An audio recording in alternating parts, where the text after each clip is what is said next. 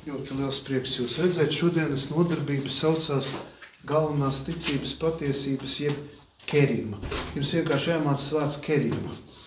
Manā kursā būs daži vārdi grieķu un latīņu valodā, kur vajadzēs iemācīties tā kā termini. Un vārds kerigma nāk no vārda keriks.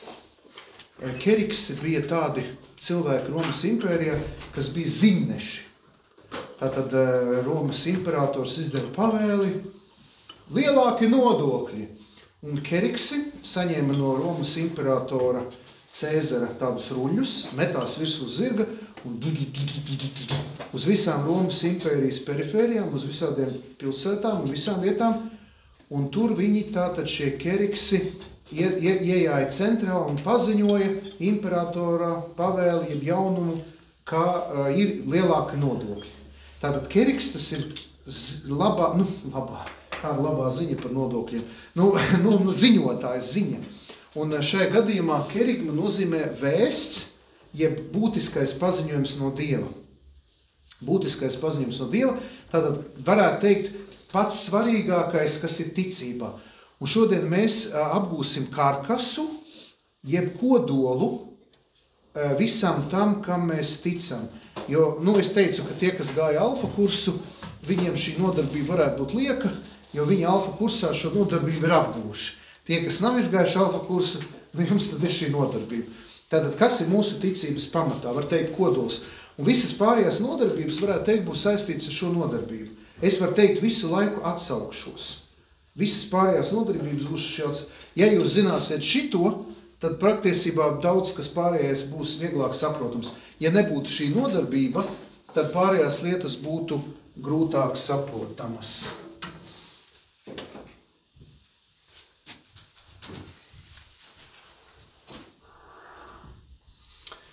Tātad vispirmām kārtām jautājums, kā viss sākās.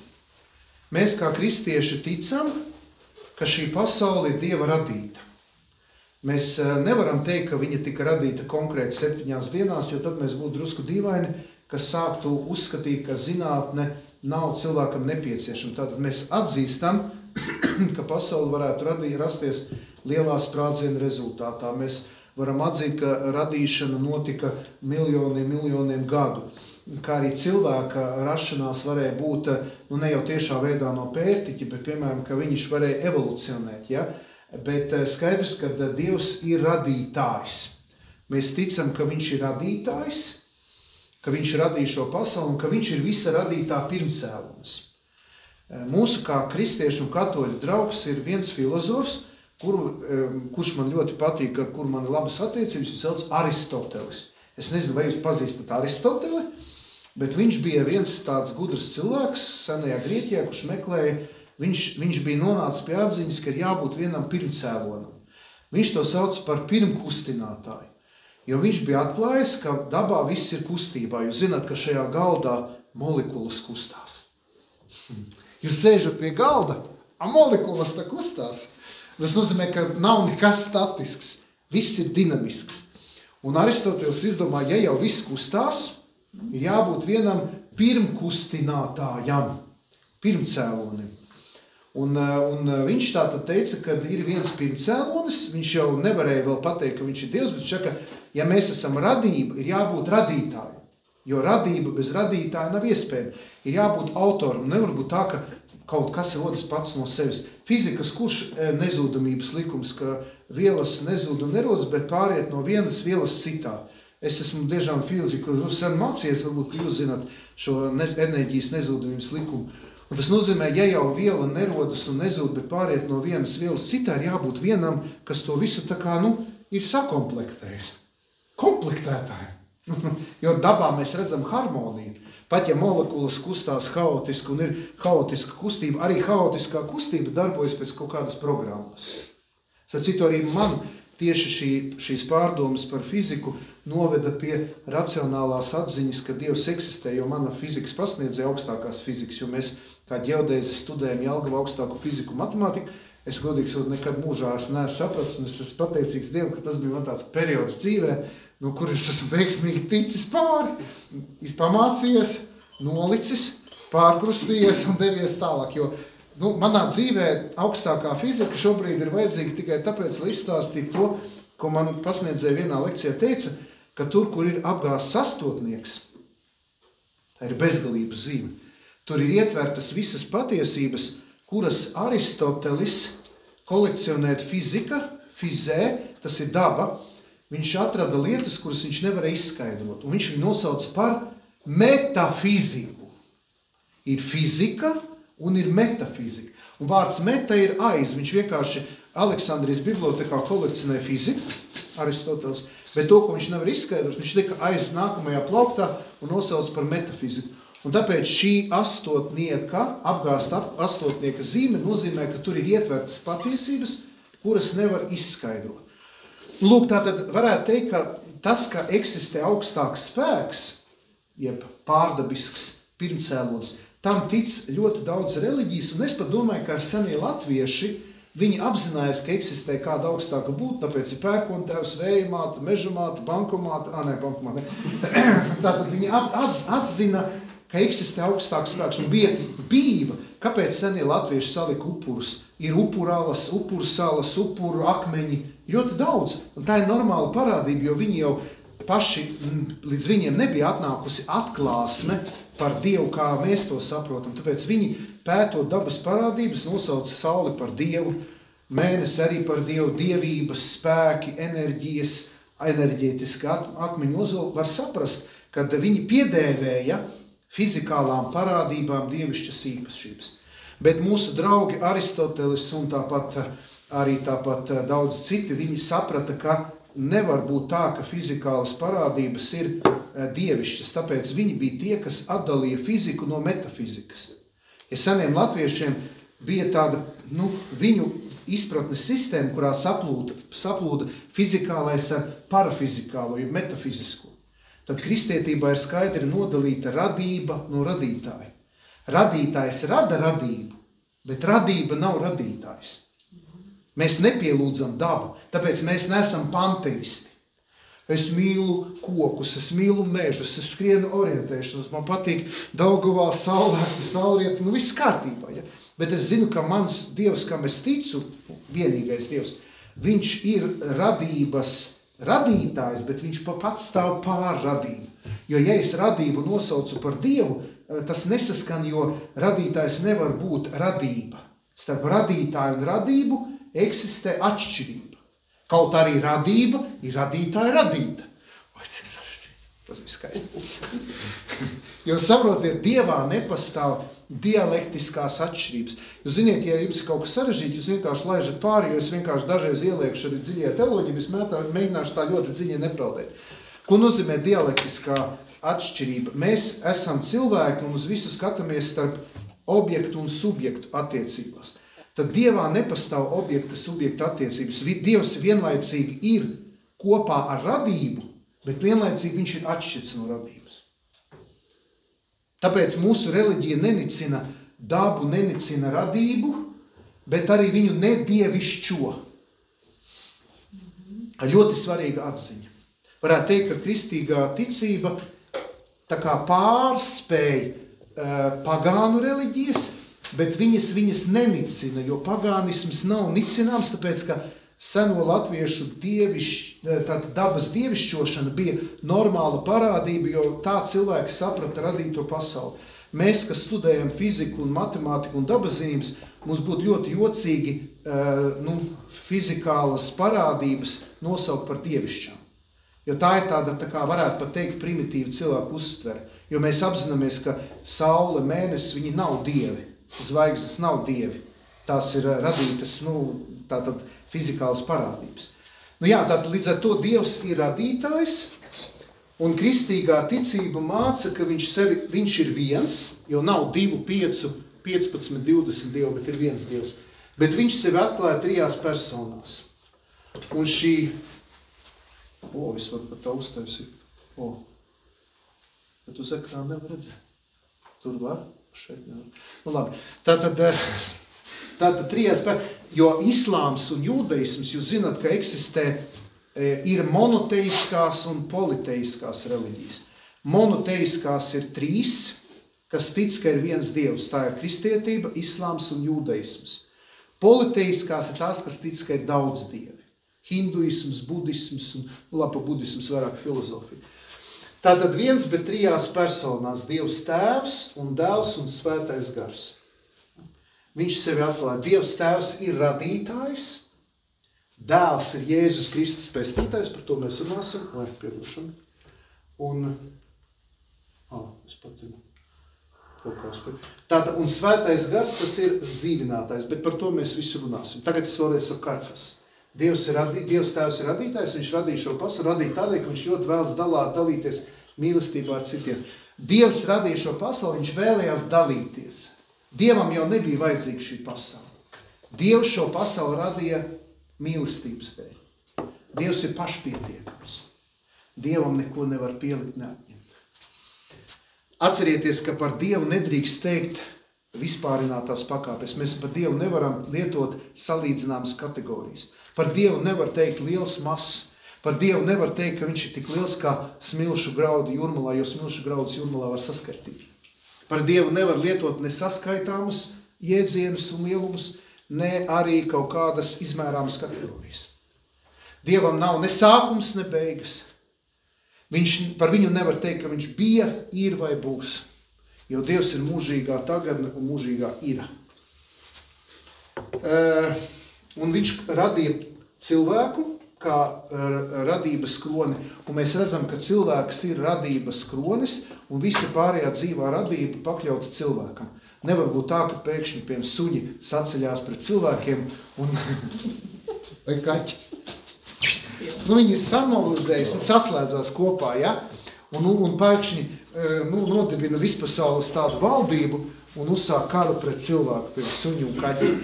Vai, nezinu, delfīni vai vardes valkos, mēs redzam, ka visa dzīvā radība ir pakļauta cilvēkam. Un to mēs neizdomājam. Un mēs nevaram to mainīt. Mēs nevaram izdresēt suņus, kaķus, nezinu, vaboles un citas dzīvās radības, lai viņas tā kā pārņemtu cilvēkus. Cilvēks bija, ir un būs galvenais uz šīs zemes. Tas ir pārsteidzoši. Un tātad visvairāk Dievs mīl cilvēku, jo cilvēks ir radīts pēc Dieva attēlu līdzības. Mēs nesam Dieva attēlu. Tas nenozīmē, ka Dievs ir līdzīgs mums, bet kaut kādā ziņā mēs atspūguļojam Dieva attēlu. Tas ir ļoti noslēpumaini. Mēs to šeit līdz galam nesaprotam, bet Bībele to saka, ka mēs nesam Dieva attēlu. Raugoties uz otru cilvēku, mēs netieši varam ieraudzīt Dievu.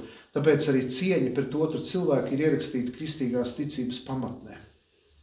Mums katrs cilvēks jāuzlūko kā Dieva radība. Jo mēs neesam vieni šajā pasaulē, mēs esam kopiena. Mums neskatoties to, ka mums ir dažādas reliģijas, uzskati, pārliecības, mēs esam aicināti mīlēt viens otru. Tas ir Dieva plāns, lai pasaulē cilvēki veidotu solidāru ģimeni. Tātad Dievs radīja cilvēkus, un viņš viņiem deva brīvu izvēlēties labu vai ļaunu. Tātad cilvēks tika radīts brīvs izvēlēties labu vai ļaunu, jo jūs zināt, ja mīlestība ir tur, kur ir brīvība. Piemēram, iedomājieties, ja pasaulē būtu radīti tikai 2 cilvēki, piemēram, jūs vai kas, un tagad, un nebūtu vairāk, būtu tikai 2 cilvēki, vairāk nebūtu. Un tagad Dievs saka, jums tagad ir jāmīl viens otrs, bet mēs sakam, bet mums jau nav izvēles. Nav jau citi cilvēki, jo, ja mēs, piemēram, puisis iemīlās meiteni, puisi, tā mīlestība ir unikāla, tāpēc, ka bija tik daudz iespējas izvēlēties citu. Tad bija iespēja pateikt nē. Kad puisis un meiteni nāk pie altāra un saka, es, Miķelis, ņemu tevi Beatrice par laulāto sievu un apsolu, ka būšu te uzticīgs kā lemētā neveselības slimā, to zvērs saka.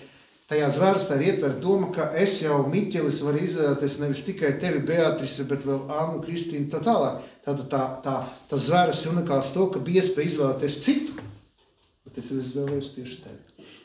No simtiem, varbūt tūkstošiem citu. Ja?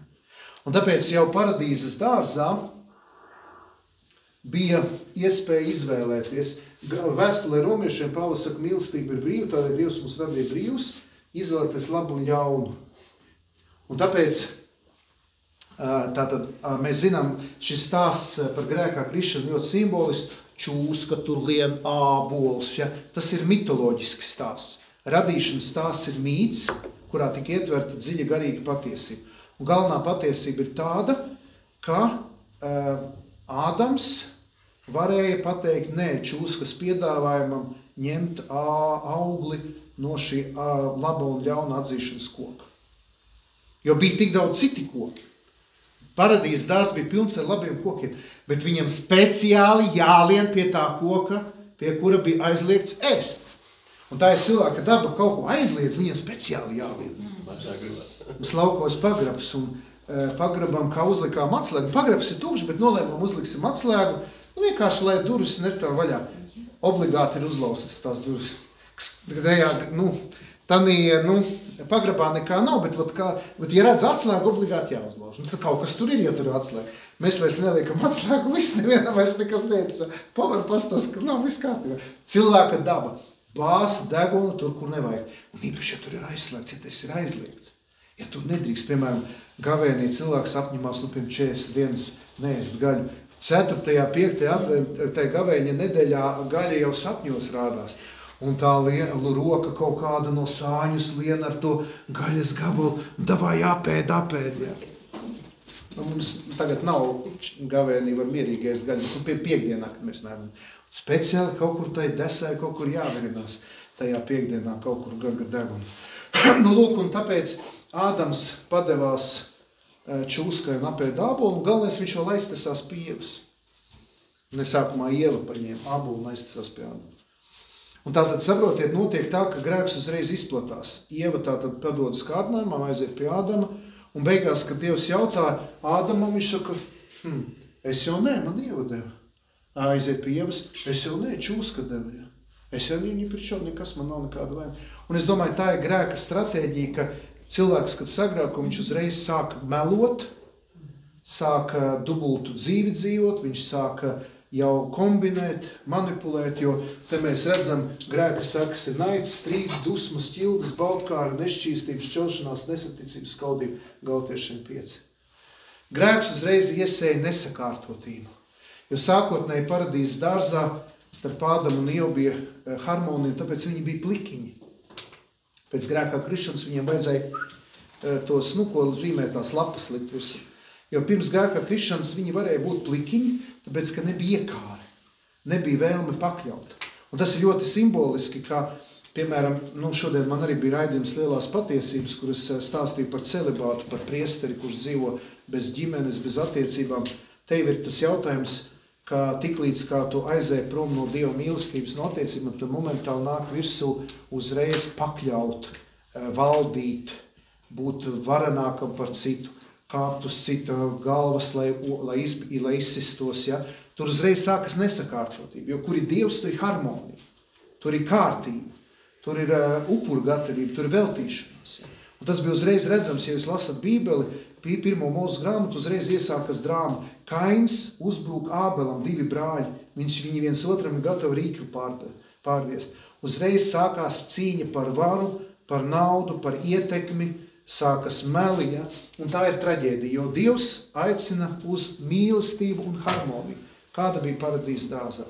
Mēs viņu, diemžēl, zaudējam. Un, ziniet, daudzi domā, es tagad kļūšu par kristieti, par katoli un viss būs kārtībā, un tā tik vēl trūka. Baznīca arī ir visa kauts. Es saku, jā, es domāju, es kļūšu par katoli, aiziešu uz baznīcu, uz draudzi, tur jau jābūt visam baltam pūkainam, kad tu visu tu ierodzi, tas atrast. Nē, labāk es nebūtu gājis, jā. Tā kā man svētceļam uz Aglonu cilvēks nāk un viņš saka, es aiziešu uz Aglonu, tur visi tādi balti pūpēdīši. Tur svētceļam vidū sāk kasīties, ņemties, visādas šausmas. Un man pat bija tā, ka man 2 jaunieši gāja svētceļumā, un viņi pa vakariem, šņabīti tur, un viena meitene pat Latgalē paspēja svētceļumā, laikā vēl uz Diseni aiziet. Un, vajadzēja saprat, ka man viņu vajag evakuēt uz mājām, jo jaunieši vienkārši nesaprot, kur atnākuši. Skaidrs, sajauca vienkārši. Ne tajā, kā saka, bariņā. Un tur bija tāds druskaras borkas, viņi tur baigi, tas bija jau sen, kāds 10 gadus atpakaļ, viņas atceros, man bija tāds 2 jau dāmas gados, tādas šarmantas kundzes, viņas jau bija sagatavojušās, ka pirmo reizi ies uz Aglonu. Viņš pienāk klāt, saka, priesteri Ilmār, mēs esam vīlušās. Tāds nedrīkst būt svēts. Un svētsim jābūt tādam maigam, tādam mīlestības. Kas te darās? Ko jūs ar tiem jauniešiem darat? Viņi aizbrauc, ko es varu izdarīt? Tā ir dzīve, tā ir drāma. Jo cilvēks pat, ja viņš kļūst par kristieti, par katoli, par draudzes locekli, iekāre, nosliec uz grēku, nosliec uz ļaunu, viņam paliek. Jā. Un tā ir tā drāma, ko mēs piedzīvojam. Mēs redzēsim tālāk arī ir atrisinājums šai problēmai, bet galīgais atrisinājums mums būs tikai pēc nāves. Kamēr mēs esam šajā pasaulē, mums vienmēr būs nosliec uz ļaunu. Un tā ir realitāte, ar ko es ar kā priesteris rēķinos, jo es dažreiz ļoti uzticos cilvēkam, tā kā ceru uz viņu, un dažreiz arī tā kā lieku ilūzijas, jeb tādu, tas cilvēks, un viņš mani pieviļ. Viņš mani piekrāp, vai arī kaut kādā ziņā es viļos vai ieļaunojos. Un es sapratu, ka katrs cilvēks, ar ko es komunicēju, viņš man vienmēr vienkārši piekāsīs. Es ar to vienkārši jau rēķinos pašā, tas ir settingos, uzstādījumos, ka viņš mani piekāsīs.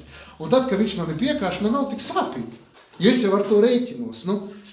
Jo es zinu, ka cilvēks ir cilvēks, un ka viņš man sola, un viņš neizdara. Kādreiz es par to cepos, bet tagad es zinu, ka viņš man sola, ka viņš man, visdrīzāk, ka neizdarīs. Ja? Un tad līdz ar to tas ir pavisam savādāk. Ja? Un tāpēc es domāju, šeit arī, ja tu apzinies, ka tas otrs cilvēks, un kaut vai laulāties, sākumā salaulājas, vai diediņās, un tāda mīlestība, un tādi balodīši, un dūdu, un žūži, viss tur vienkārši kārtībā. Un pēc tam ir īstā realitāte. Man atnāk sīvs, saka, pēc 10 gadiem es saku ārprāts, ar ko es salaulājos, kā pilnīgi cits cilvēks. Ja? Tā kā būtu nomainījuši. Ja? Likās tāds normāls, vai kas tagad drāja ārprāts, ko lai es tagad daru? Ko lai es daru? Tā ir dzīve. Viss, kā laimē, tā nelēmē, kā veselībā, tā slimībā. Visās dzīves dienās. Ja tā kā šī ļoti svarīga atziņa, pie kā es esmu nonācis, ka mēs visi esam ar nosliec uz ļauno. To labo, kas mums jādara, mēs nedaram, bet to slikto, ko negribam, to mēs daram. Un tur mēs neko daudz īpaši nevaram izdarīt. Jā, kristīgā ticība palīdz kļūt labākam, bet tas nenotiek uzreiz. Daži domā, vienreiz aiziešu pie grēks un izsūdzēšu grēks, un būs kārtībā. Kas tev deva? Drusiņi pastaigā, ok, un pēc tam atkal lejā. Iesim tālāk. Vecā derība, jūs zināt, ka kristīgā ticība, viņa ir uzpotēta uz jūdaismu pamatiem. Mēs kā kristīgā ticība esam viena no jūdaismu pamats mums ir, jo mūs sauc par jūdeo-kristīgo ticību. Tāpat kā islāms arī ir jūdeo-islāmisks. Jūs zināt, ka Korāns ir arī būvēts uz vecās derības. Tātad islāms, kristietība un jūdaisms, mums ir viens pamats, tas ir Abrahams, tas ir vecās derības, šī senatnes vēsture. Un vecajā derībā, pēc grēkā krišanas, Dievs apsolīja vienai tautai, Izraēļa tautai, žēl, ka ne latviešu tautai, viņš varēja izvēlēties ir latviešu tautu.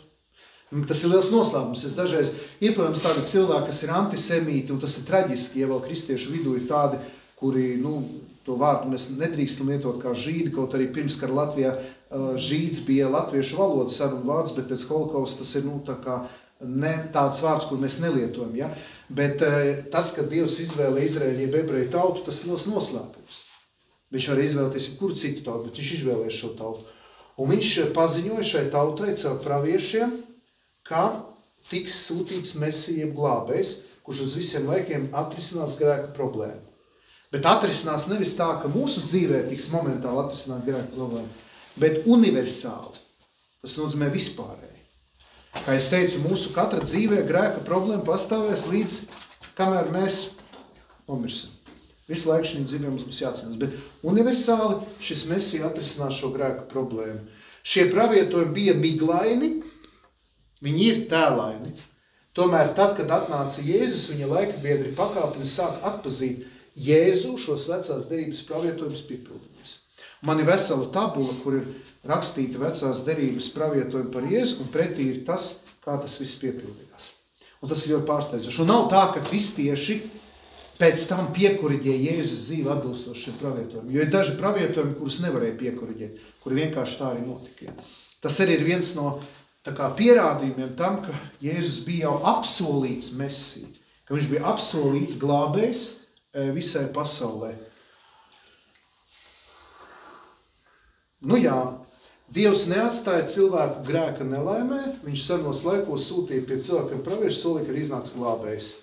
To mēs jau.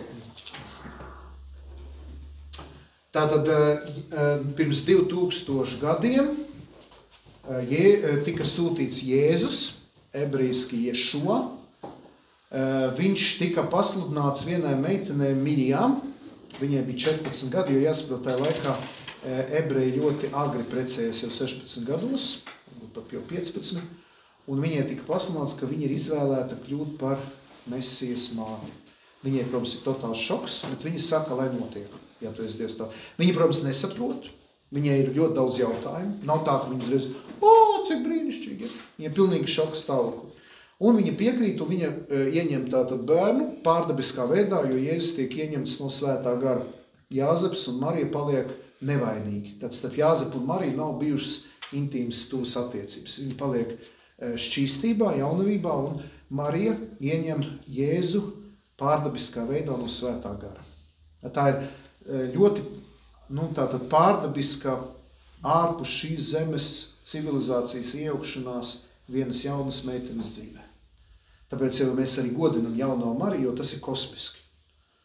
Un nekur mēs neatrodam, pat senās Grieķijas mitoloģijā nav bijuši varianti, ka kāds cilvēks kļūst, kļūst grūts, ja ieņem no kaut kādām dievībām. Ja, bijuši citi varianti, tur ir vēl tādi, kad seni tātad slaveni cilvēki pēc nāves kļūst par dieviem. Senie Grieķie bija tā, ka slavenas personas pēc tam tika dievišķotas pēc nāves. Bet šī gadījumā tas bija kaut kas nedzirdēts, tā bija kosmiska lieta. Un viņiem tās dzemdības arī nebija vieglas. Tajā laikā nebija ne ātrās palīdzības, nebija ne dūlas. Tesa viņi uz to Betlēmu, jo viņiem bija jāpierakstās, tāpēc, ka Jāzeps bija no Dāvida cilts, kas atkal bija pravietojums, ka Mesija dzims tieši no 12 ciltīm, tieši Dāvida ciltī. Gāja viņi tur šausmīgi. Tur tagad jau Izrēlā baigās maģistrālas 3 joslas, vienā 3 otrā pusē. Tagad no Jeruzalemes ar Telavivu uz Nācereti tas ir viens pūtiens. Ja. Es atceros, mēs Nāceretē uz kalna augšā svinam misi, riet saule, apakšā ir sastrēgums korķi pa 3 joslām. Tālumā musulmaņi.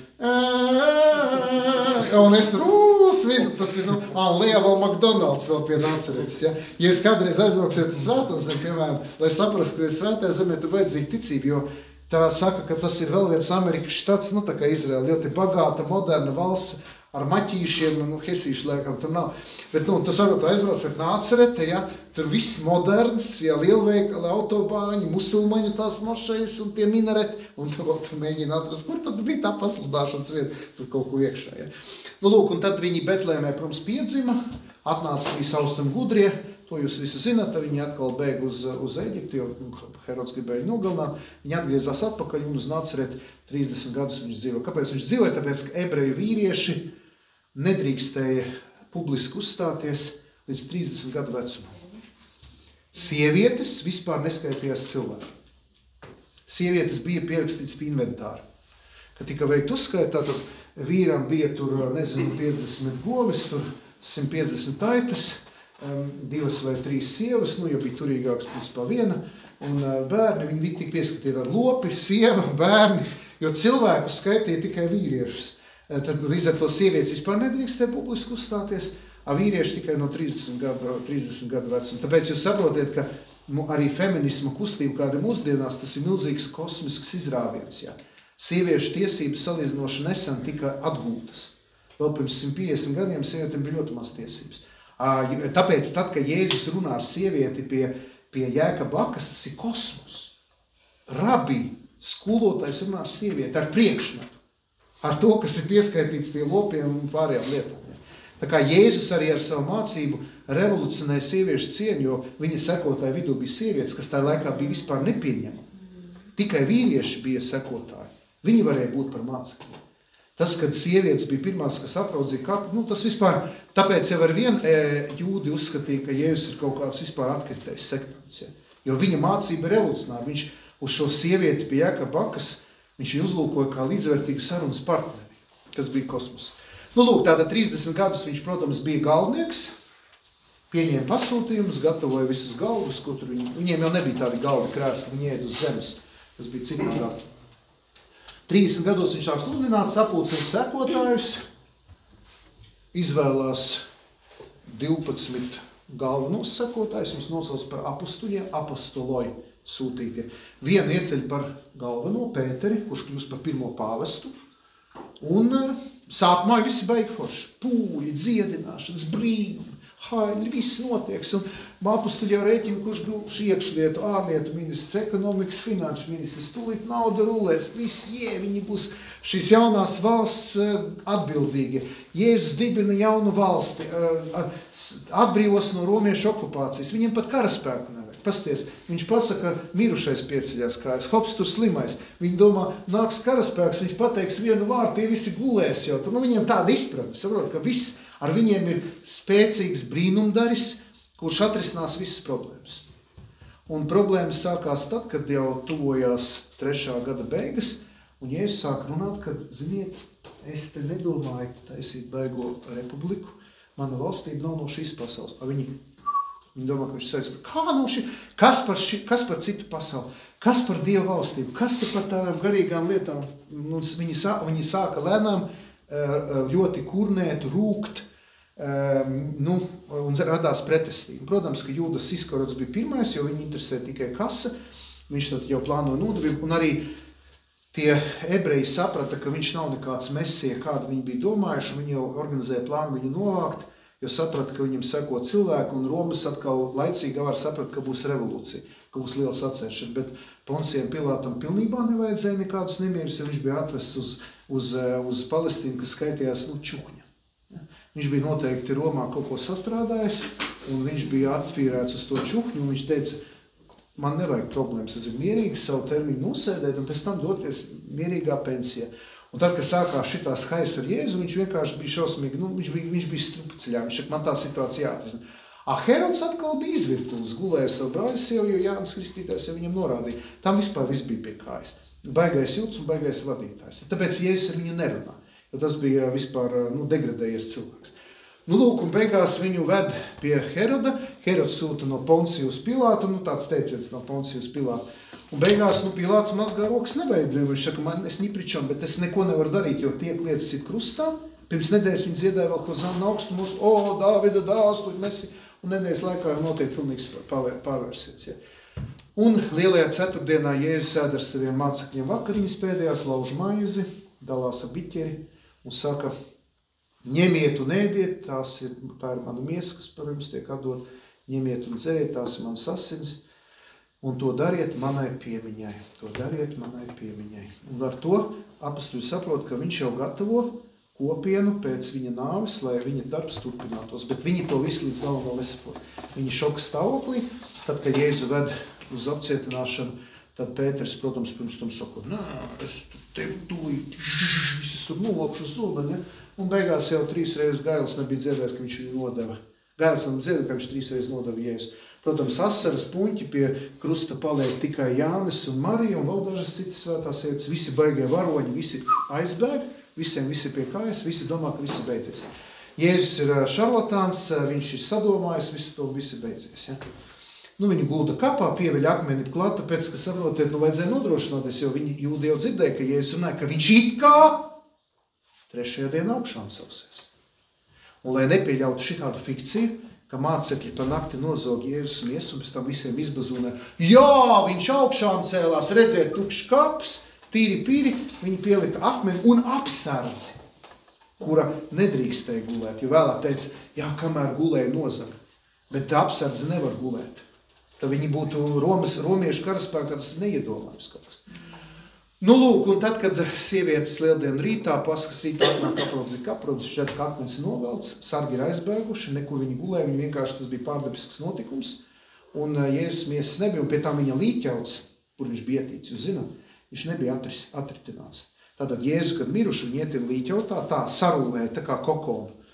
Un tad, kad viņi iegāja, viņi redzēja, ka šis līķauts bija tā kā, tur ir rakstīts, ka nevis viņš bija tā kā salikts, bet viņš bija tā kā izkūpējis. Jo kā var cilvēks izlīst no satīta līķauta, ja viņš nav attīts? Un tas bija pirmais šoks, kad ir satīts līķauts, tāpat kā viņš bija mirušajam. Un viņš vienkārši tā kā ir izkūpējis. Ja. Nu, lūk, un pēc tam, protams, bija, jā, un pēc tam bija šoks, un tad sāka sievietes sasniegt šaukšanas. Pirmā lieta, kas ir ļoti zīmīga, ka Jēzus parādījās šiem mācekļiem, un mācekļi ļoti negribēja ticēt, ka viņš ir augšām cēlies. Tas ir viens no pierādījumiem, ka šī mācība nav izdomāta, jo ļoti grūti šiem zvejniekiem un citu profesiju strādniekiem, tie apustuļi bija ļoti tādi raupji lauku cilvēki. Viņi bija, es parasti saku, ir tādi cilvēki, kuri netic ne Dievam, ne vēlam. Viņi tādi praktiķi, viņi nelido mākoņos, viņiem ir galvenais strādāt, viņi tur nedzīvo citā pasaulē. Un viņiem bija ļoti grūti pieņemt šo jauno realitāti, jo viņiem tas vispār sapņos nerādījās. Un tad ļoti lēnām Jēzum vajadzēja parādīties entās reizes, kamēr viņi noticēja. Toms saka, kamēr es neielikšu rokas Jēzus sārmos un rētās, es neticēšu. Ļoti smagnēji, ļoti negribīgi. Jēzus saka, ko jūs esat tādi kā sirds neprašas un kūtri. 2 mācekļi devās uz Emausu mazu ciematu, ja? Jēzus bija spies viņam piestāties klāt. Viņi viņu nepazina. Viņi sekotāji, kur viņam bija gājuši 3 gadus, viņi nepazina. Tikai tad, kad Jēzus lauza maizi, tajā vakarā, tad viņi atpazina.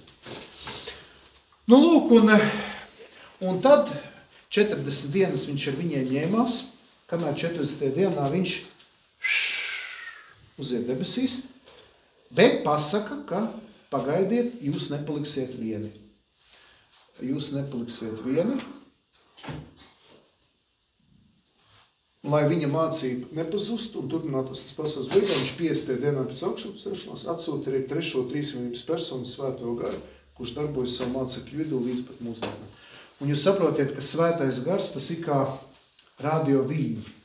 Viņš ir šeit mūsu vidū, bet viņu var uztvert tikai tie, kuru dvēseles ir kā mobīlie telefoni ieslēgti. Iedomājieties, piemēram, jūs gribat kādam piezvanīt, ir vajadzīgs ieslēgts mobilais telefons un zona, lai būtu. Ja? Un līdzīgi ar Svēto garu, ka viņu var uztvert tikai tas cilvēks, kurš ir tā kā ļāvis Svētajam garam pārņemt šo cilvēku sirdi. Tā kā ir vajadzīga šī atvērtība, šī gatavība, šī vēlme sadarboties ar Svēto garu. Un tad atcerieties, Dievs Tēvs tātad ir radītājs, Dieva Tēva, Dēls ir Jēzus Kristus pestītājs un Dēla, un Svētā gara vārdā, amen. Svētais gars ir dzīvinātājs. Ja? Mēs vienmēr piesaucam, katreiz, kad mēs pārkrustamies, mēs piesaucam 3 personas, Dieva Tēva, radītājs un Dēla, Jēzus Kristus pestītājs, un Svētā gara vārdā, kas ir dzīvinātājs. Un patiesībā Svētais gars jūs šeit atveda. Jūs paši neatnācāt. Jūs tikai domājat, ka jūs atnācāt. Es arī nekļuvu par katolu un priesteri, tāpēc, ka es pats izdomāju.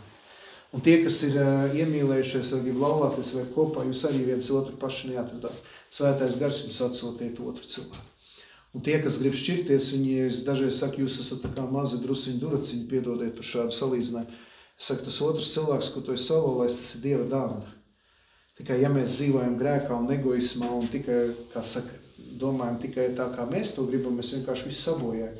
Un es vienmēr uzskatu, ka, ja cilvēks ir atradis to otru cilvēku un laulājies un ir dzīvojis kopā, lielākoties šķiršanās notiek tāpēc, ka ļaunais gars uzbruka.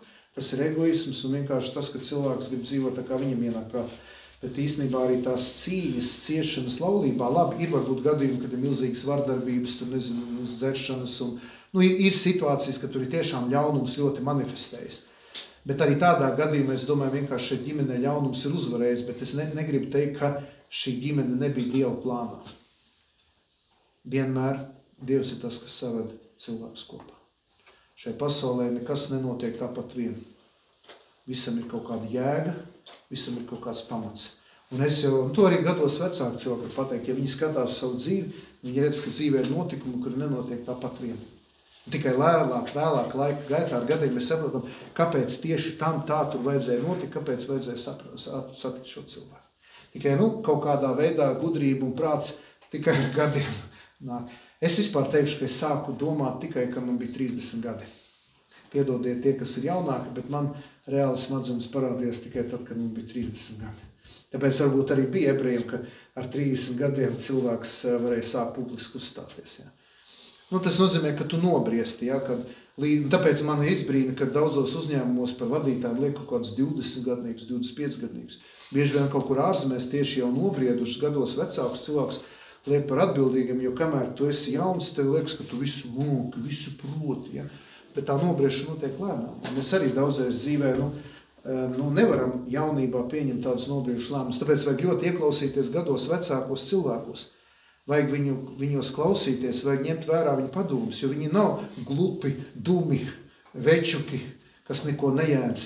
Tur ir dzīves gudrība. Protams, jaunajiem ir savs dinamisms, sava enerģija, varbūt bieži vien uzdrīkstēšanās riskēt, tas ir skaidrs. Bet viedums, tāds vārds viedums, tas nāk ar gadiem. Ja? Jo cilvēks sāk redzēt likumsakarības. Un likumsakarības viņas ir nevis tikai vienkārši likumsakarības, bet svētā gara sakarības. Ka svētais gars mūsu dzīvē darbojas. Arī tad, ja mēs neesam ticīgi, jo svētais gars jau nav ierobežots. Viņš var arī darboties neticīga cilvēka dzīvē. Arī nekristīga cilvēka dzīvē. Es bieži vien esmu piedzīvojis, ka pie manis atnāk nekristīts cilvēks, bet viņš ir ļoti sirsnīgs, foršs. Jūs zināt, ka manas baznīcas siltināšanas projektu ieteica Latvijas televīzijas operators, kad man bija misas translācija no manas baznīcas. Tas bija pandēmijas laikā 20. gadā. Un es nezināju, ko ar to baznīcu iesākt, un tad viens tāds, es nezinu, vai viņš ticīgs vai neticīgs, bet es visus tos televīzijas operatorus šeit lejā uz kafiju, lai viņiem foršāks kadrs sanāk. Un tie operatori, viņi tādi praktiķi, tādi latvieši praktiķi, uz visām lietām skatās forši. Un es viņiem stāstu, ka es gribu tās sienas jaukt nost, es te visu taču klausījos. Tu jocīgs esi? Kas tev tur? Es saku, fibrolīts, normāls materiāls. Padomu laikos fermas ar tādām taisīt. Tas nekas. Fibrolīts forši, tu nejauc visu ārā. Lietas te klāt vati, akmens vati. Beigās parunāja ar arhitektu projektu, viņš saka, jā, normāli, ja. Un saprotiet, un arī svētais gars atsūta vienu cilvēku, kurš man pilnīgi tādā, varētu teikt, pārdabiskā veidā pasaka, kas man jādara. Un daudzos dzīves situācijās mēs to esam piedzīvojuši, ka paši nesaprotam, kāpēc atsūtīt tieši cilvēks tādā kontekstā, ka notiek tieši tā. Un tikai ar gadiem mēs saprotam, jā, tā tikšanās, tā saruna, tā bija ļoti svarīga mūsu dzīvē, vai es nezinu, baznīcas dzīvē, ģimenes dzīvē, sabiedrības tā. Jo vairāk mēs klausītos tādā svētā gara balsī, jo lielāki panākums būtu. Labi, iesim tālāk. Un vasaras svētkos, kad tika atsūtīts svētais gars, dzima baznīcas, kas celt uz 12 apustuļu pamatu.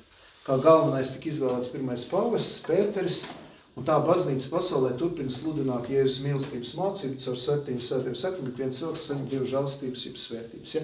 Tātad pēc Jēzus nāves debesīs uzkāpšanas, nāves augšām celšanās debesīs uzkāpšanas svētā gara atsūtīšanas, baznīca turpina viņa darbu šeit pasaulē.